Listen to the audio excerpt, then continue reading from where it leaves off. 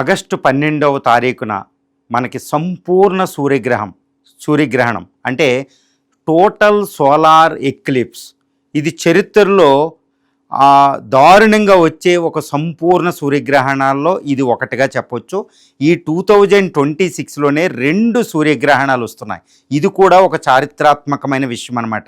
ఒక historical incident, ఒక మనకేంటంటే ఆస్ట్రోనామికల్ ఇన్సిడెంట్ అని చెప్తారు. ఎందుకంటే ఫిబ్రవరిలో మనకు ఒక సోలార్ ఎక్లిప్స్ వచ్చింది. ఇప్పుడు అంటే సూర్యగ్రహణం. మళ్ళీ ఇప్పుడు ఆగస్టు 12వ తారీఖున ఇంకొక సూర్యగ్రహణం వస్తుంది. దీన్ని ఫిబ్రవరి 17వ తారీఖున వచ్చిన సూర్యగ్రహణాన్ని రింగ్ ఆఫ్ ఫైర్ అంటారు. అంటే సూర్యుడు ఏంటంటే సూర్యుడిని పూర్తిగా మింగేయడం. ఎవరు? చంద్రుడు వచ్చి భూమికి సూర్యుడికి మధ్యలో చంద్రుడు వచ్చి ఈ సూర్యకిరణాలు భూమి దాకా రావన్నమాట. ఈ చంద్రుడు పూర్తిగా ముంచేయడం వల్ల చుట్టూరు రింగ్ ఆఫ్ ఫైర్ కింద వచ్చింది. ఇప్పుడు వచ్చేది ఏంటంటే టోటల్గా మొత్తాన్ని సూర్యుడిని మొత్తం మింగేస్తాడని చెప్తారన్నమాట. మింగేయడం అంటే టోటల్గా అడ్డొచ్చేస్తాడు భూమికి. దీనివల్ల భూమి మీద ఆల్మోస్ట్ 2 నిమిషాల పాటు పగలు కూడా చీకటి రాబోతుంది. అంతటి పెద్ద సూర్యగ్రహణం అనమాట ఆగస్టు 12వ తారీఖున వచ్చేది. కానీ భారతదేశంలో ఈ సూర్యగ్రహణం కనపడదు. ఎందుకంటే భారతదేశంలో ఈ సూర్యగ్రహణం పట్టే టైంకి భారతదేశంలో మనం మిడ్ నైట్లో ఉంటాం. రాత్రి 12-1 గంటకు వస్తుంది. ఇది ఉత్తరంలో ఉన్న Norway, Sweden, Finland, Scandinavian countries, Siberia, Canada, Spain దేశాల్లో ఇది ఎక్కువగా కనపడిపోతుంది. అక్కడ చీకటి వాతావరణం వచ్చేస్తారన్నమాట. అంతటి దారుణంగా సూర్యగ్రహణం ఉండబోతుంది. దీనికి ఏంటంటే ఇప్పటికే కాన్స్పిరసీ థియరీ వచ్చేసినాయి. ఏంటి? 7 సెకండ్ల పాటు భూమి మీద గురుత్వాకర్షణ శక్తి, గ్రావిటేషనల్ ఫోర్స్ ఉండదండి. గ్రావిటేషనల్ ఫోర్స్ లేకపోతే మనందరం గాల్లో ఎగురుతాం. కార్లు అన్నీ గాల్లో ఎగిరిపోతాయి. But it is a conspiracy theory, పక్కన పెట్టేద్దాం. కానీ ఇప్పుడు విషయానికి వద్దాం. మరి ఆగస్టు 12వ తారీఖు సూర్యగ్రహణం దేనికి సూచిక?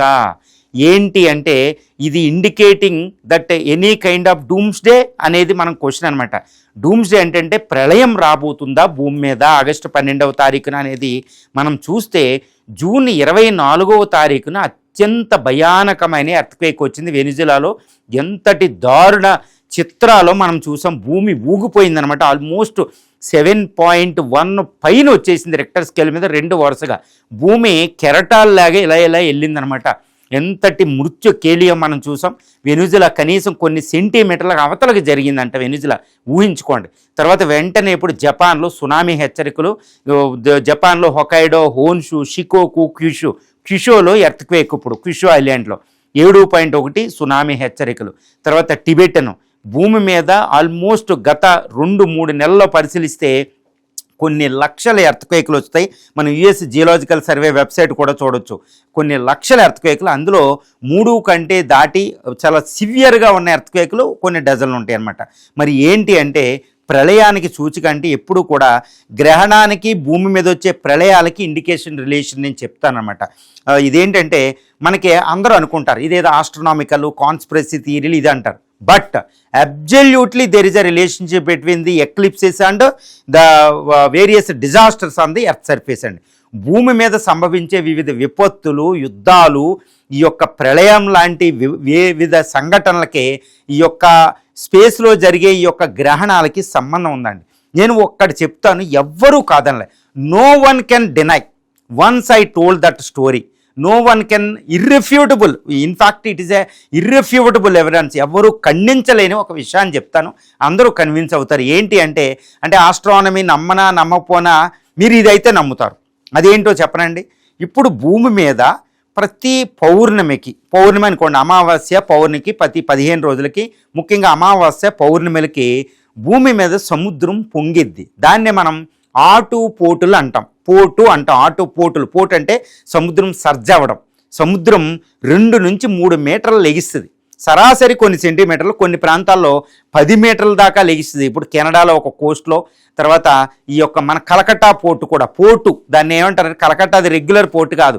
సముద్రానికి కొన్ని కిలోమీటర్లు, 70-80 కిలోమీటర్ల దూరంలో ఉంటుంది. పోర్టు వస్తేనే ఆ వాటర్ అక్కడికి వెళ్ళి షిప్లు అక్కడికి వెళ్తే మళ్ళీ కిందకు వస్తే అది తెలుసు అనమాట. ఆటు పోర్టులు, టైడల్ పోర్ట్ అని కూడా పిలుస్తాం. గుజరాత్లో కూడా కొన్ని మీటర్ల సముద్రంలో ఎగుతుంది. ఇదే ఆటు పోర్టులు.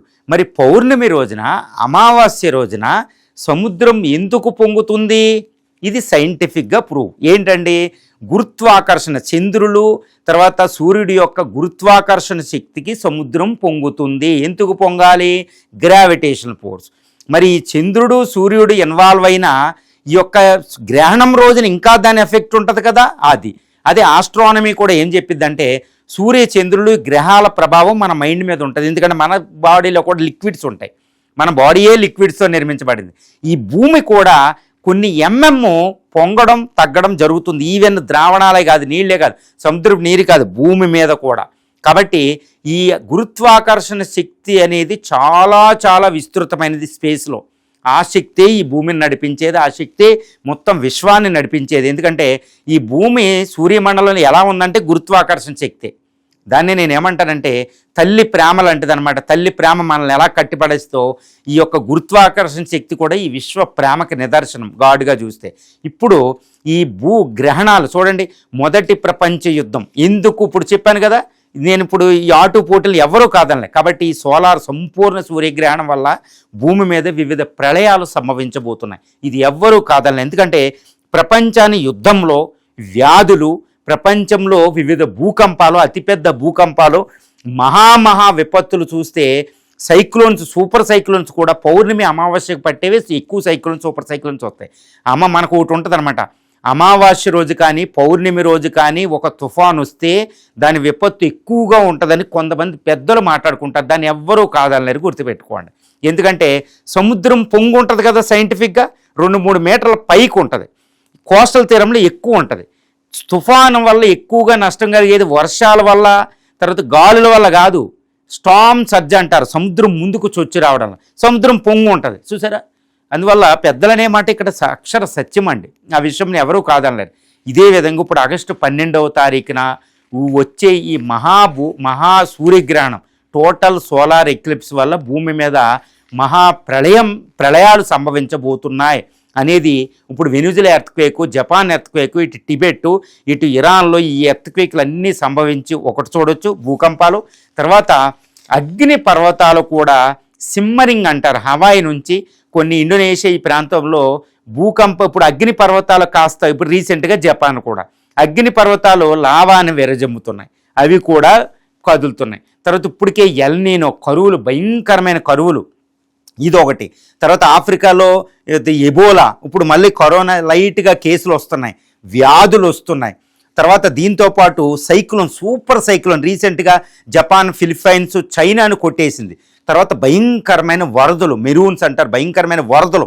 ఒక పక్కన కరువులు, ఒక పక్కన వరదలు కూడా దానికి సంబంధం ఉంటుంది. టోర్నడోసు, సూపర్ సైక్లోన్స్, తర్వాత వ్యాధులు ఒకటి, తర్వాత యుద్ధాలు. ట్రంప్ పిచ్చి యుద్ధాలు కూడా ఉంది, అది కూడా అంత ఈజీ కాదు.